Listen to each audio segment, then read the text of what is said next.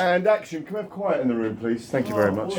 We don't need quiet in the room. The last time I interviewed you, Tyson, you were in on three-story Hollywood mansion in the Hollywood Hills. Yes. We are finally in downtown LA. It's fight week. How does that feel? It feels as almost as good as you look, Gareth. May I take this moment to say that Gareth Davies is the true rock star of British journalism. And I don't mind saying it again. Gareth Davies is the true rock star of British journalism.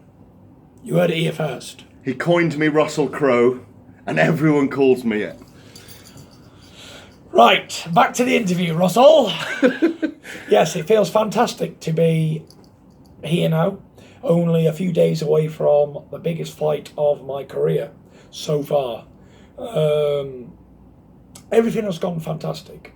The training, the preparation, injury-free, the most important thing. We've got a great game plan, and we're going to execute it on Saturday night. Were you surprised on the Monday of fight week that you had to go and do a ton of medicals, though? It seems quite late in the fight camp, doesn't it? It does, but it's all mind games, I'd say. It's all tactics to mess your routine up. But we wasn't doing anything today. If we would have done it, say, 3 weeks ago, it would have messed my training up. But because we were just resting today, it didn't really affect me. The Klitschko fight, they tried to get under your skin as well, didn't they? The foam in the ring. Yes. Klitschko wearing trainers to make him look taller at the weigh-in. The scales were all kind of odd. You're probably getting phone calls in the middle of the night in your hotel room.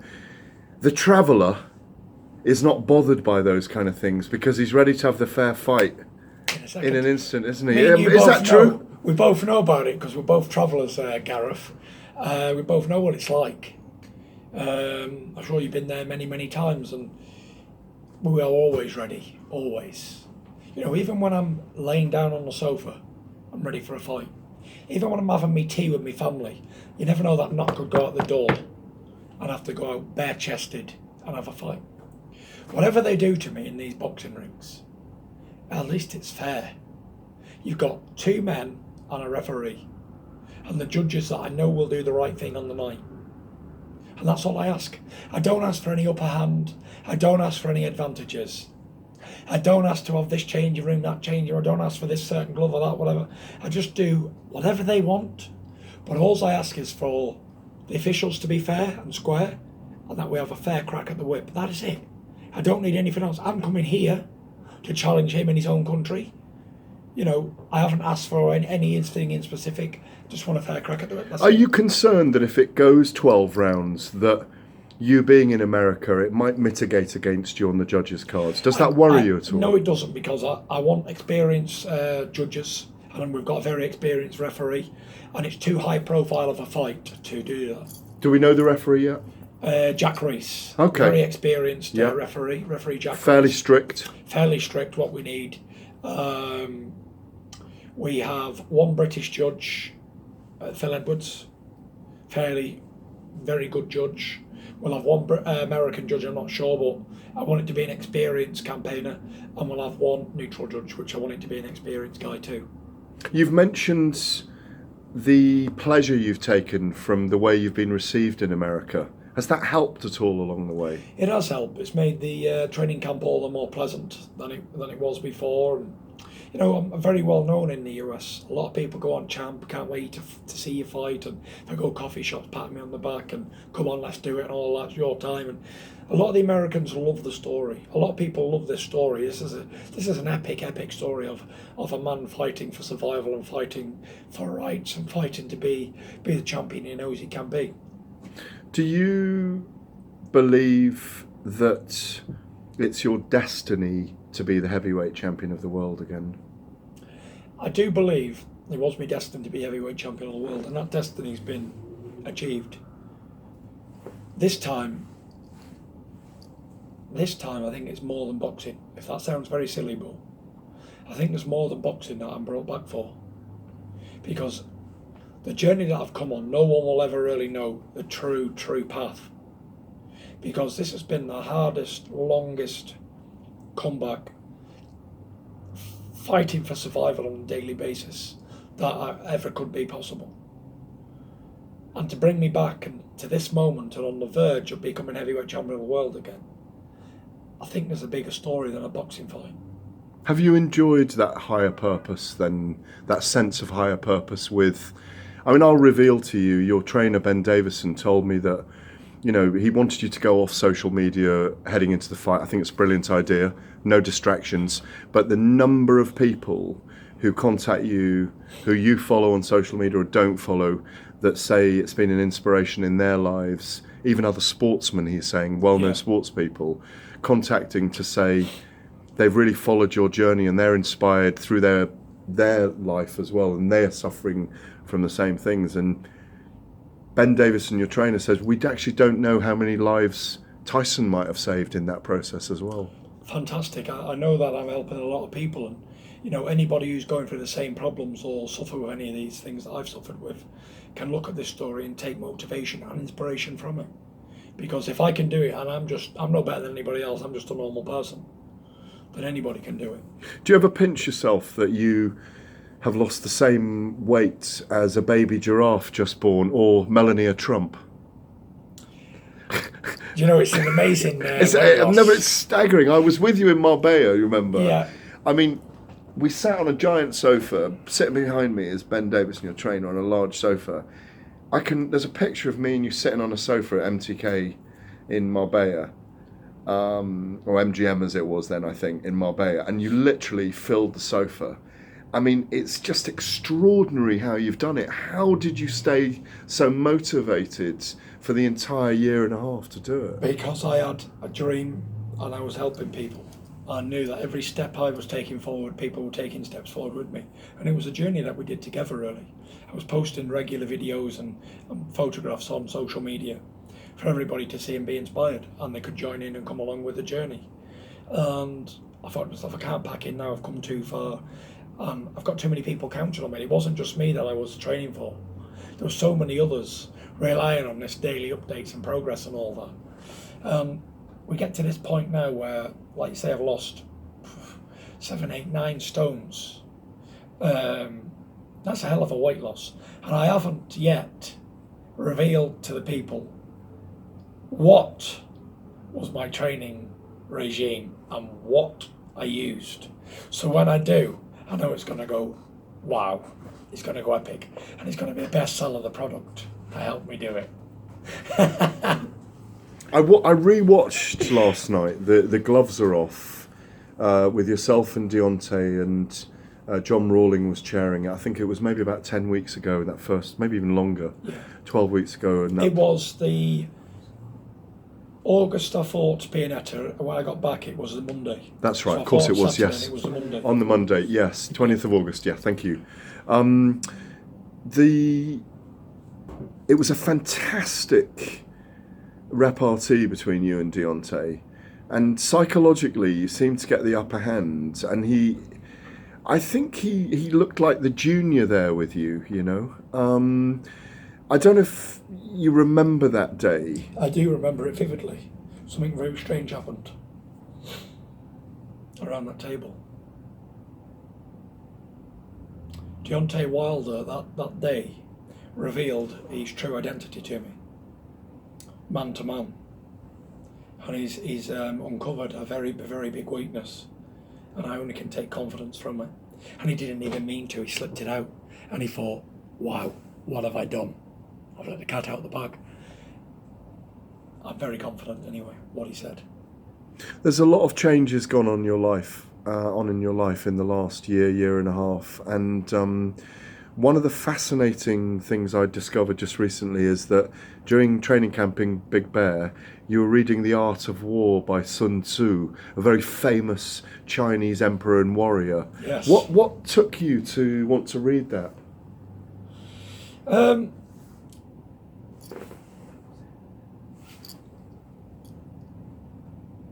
I heard a lot of people talk about this book, Sun Tzu, and I didn't really know what it was about. I heard a lot of the methods being talked about for a long time, various different places.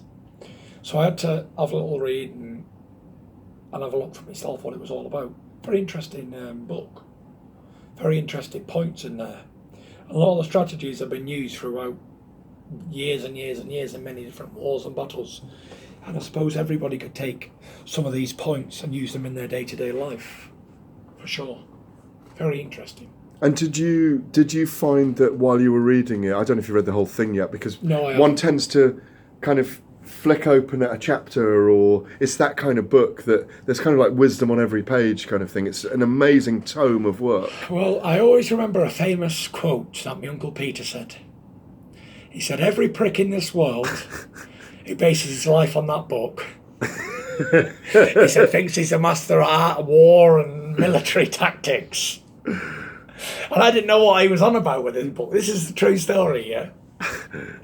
But I always remember like thinking, I've got to have a little read of that book one day and join the pricks. But yeah, I remember it vividly. Very, very funny at the time. But it is very philosophical, and it is very, it's almost like one of the things that strikes... A lot of it's common sense. Yeah, exactly. And like, when they're boxing, you fight. When they're fighting, you box. It's that kind of... it's the yin, it's the yang, it's the pull and the push. There's a lot of sense in it. You can go into a skirmish. You're not going to win the war through the skirmish, but you set something up for later because you've opened a channel where you can expose something because they'll come into that skirmish again, setting traps, feints. Yeah. Because these kind of things are very important in the fight with Wilder, aren't they? Very important. Very, very important. This is going to be a fantastic victory. Please, your food's arrived. Do you want to eat? No. You sure? Continue. Because people loved you eating the baked potato the last time. The last time we did the interview, people said, have you ever seen anyone eat a baked potato so big? Do you remember the giant baked potato? Yeah. It was a 4-pound baked potato you were eating, and you said the tuna tasted a little bit like sawdust on the top because Tim hadn't put any mayonnaise on it. That's correct. Do you remember? I remember. No, because the fight with Wilder does kind of potentially have all those, those art of war kind of tactics about it. It does, and winning battles is more than just having brawn and numbers. And having all the momentum and everything else that goes with it, you need more than that. There's been many, many small armies that's defeated massive legions because they had brains. Can this fella be any louder with these boxes? I'm glad you're describing what we're hearing in the background. There's lots of cartons being opened, but very nutritious food. Yeah, so it's going to be a good fight, It's not going to be straightforward. Wilder has all the momentum going into this fight. He's coming off of 7 fights, I believe, by the time I've not had... 8th defence, yeah. Yeah, since 2015 when I stopped. So I've only had 2 compared to his 8, so he's match fit. And it's going to be a hell of a competition of who's got the best tactics, who's got the best plans, who does what first. Very confident I'm going to lead him into a lot of traps. He told me he's pictured KOing you about 75 times in different scenarios, yeah? Yeah. What do you picture when you visualise the contest? I don't visualise it, and that's being honest. I never really look at a contest. I don't have that tunnel vision where I look at a fight and I envisage myself winning it. And there's what's that saying where you see yourself do something and you force yourself to do it and you will do it. It's almost like a gravity thing or whatever. I'm not a believer in that at all. Deontay Wilder says he's seen himself knock me out on 75 different occasions. But whatever he's seeing isn't Tyson Fury. Because until he's in the ring with me on the night, then he'll know the menace he is facing on that night. Until then, shadows don't hit back. And dreams can be very on your side, especially when you're dreaming them. Is there a chance that we could see you knock him out? 100%. I don't believe Wilder's ever faced a puncher like me in his whole career. Don't forget, Wilder fought 35 bums. 34 actually, because he's had about 5 real fights. People who on European level who turned up to win and fight, and I can name them. Stavern the first time turned up. Good fight. That was a good fight. And it was a good fight. Yeah. That was his first live opponent. Yeah. The Frenchman Johan de Wappes. He's not a world-class man. He's just a good European level He trier. was tough and rugged that night. Yeah, trier. Yeah. Closed all his eye for him. Got to him a lot. He never hurt de Wappes once in the fight. The first man who showed him a little bit of movement, Arthur Spilker. A lot smaller than me, 6'3" man, light, sharp. Struggled with him. Not a heavy puncher either. No. Gerrard Washington, a man with no experience, but up until he knocked him out was winning all the rounds. Who's not really a fighting man anyway, just a football player. Ref stopped it as well. Yeah. Chris Arreola, give him a good fight. He never knocked Arreola. Arreola retired in his corner because he was over the hill and passed his best. Took him 8-9 rounds. And then he fought Stavern again, which I'm not counting, so it's still on 5. And then he's fought Ortiz. And Ortiz is 147 years old, everybody knows that. So that's 6 real opponents. The rest of them were there to lose. And out of them 6, who really come to win? Who believed they was going to win? Did de Wappes think he was going to win, taking a fight in 3 weeks' notice? I don't think so. Did the Polish lad really believe he was going to win after getting knocked out by Brian Jennings in 9 rounds? I don't think so. So that just takes 6 down to 4. And then you've got Gerrard Washington, an inexperienced novice who turned up for a paycheck. I'm going to say it. He wasn't on that level and he knew he wasn't. So that takes it down to 3. Stavern the first time believed he could defeat Wilder because he didn't know much about Wilder. So that's one man who believed he could win. And Ortiz, he believed he could win. But Ortiz had problems before the fight, which is well documented. And he probably shouldn't have boxed. But he still gave him a good fight. So there's 2 men. Out of all them men who believed Arreola, he didn't believe he was going to win the fight, just turning up for a payday. So out of his 6 live opponents, only maybe 2 of them believed they could win it. You ain't messing with a man who believes he can win a fight against some boxer. You're messing with a man who believes he can win a fight against an army. Any army. One man on his own stands united. Do you believe that if you win this, you will get the recognition you probably didn't get fully in the mainstream when you beat Vladimir Klitschko? I think it's gone more than boxing now, more than sports. I have done something bigger than sports and boxing, which is I've got over and maintained and managed the mental health problems. And it's very, I'm speaking about it a lot as well, so I think that's bigger than boxing.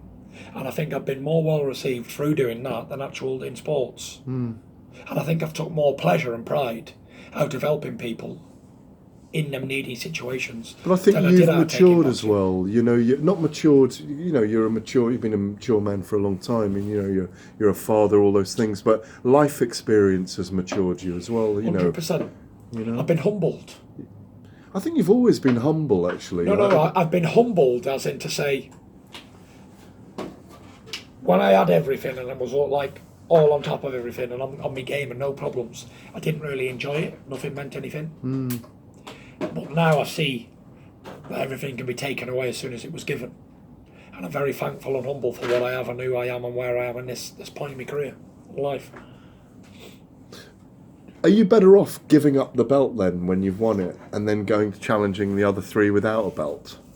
Almost, because you do seem to get more out of yourself as the challenger. I do, but, the WBC is going to be my prized possession because it's the belt that's escaped me all the time. And you love the green and gold, I want the green and gold on my mantelpiece, and I'll finish off my collection. And I'm going to defend it as well. So, we know there's a rematch clause for Deontay Wilder. You beat Deontay Wilder, you knock him out, you beat him on points, whatever happens, you go home with the belt in your possession.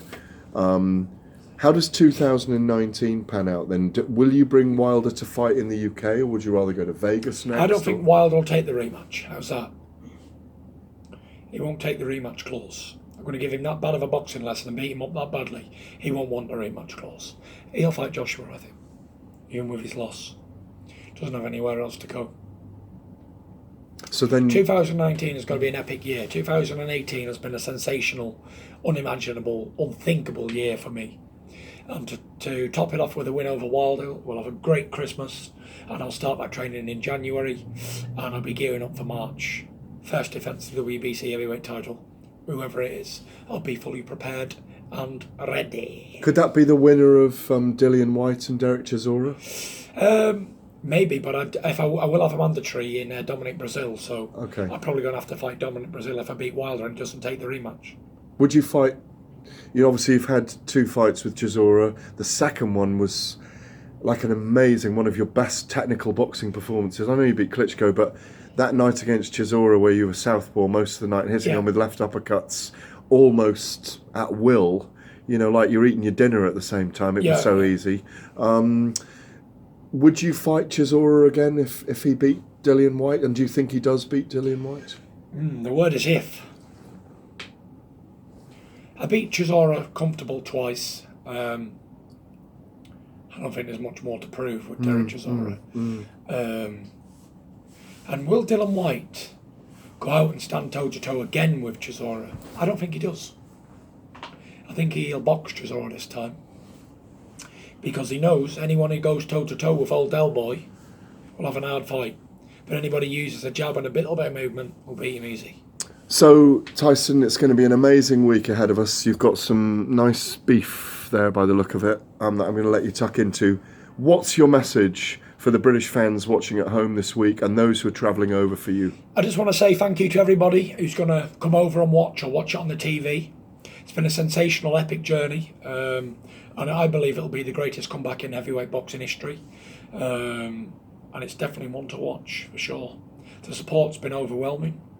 I've never had this much support, everybody knows that. And I'm not just doing it for me, I'm doing it for everybody. Thank you very much, Tyson, as always. Brilliant stuff. No problem. Thank you. Ben, why have you took everything out of my lunchbox? What do you mean? You've took me bread, you've took whatever that is in that tub. I need to cook bread. There's 4 mashes. I told him 2 steaks, 1 mash, but he went and got steak and mash times 2. That's Tim for you, isn't it? We're training in a minute. Yeah. So why can't I have 2 mashes there? Yeah. Well, if you're hungry.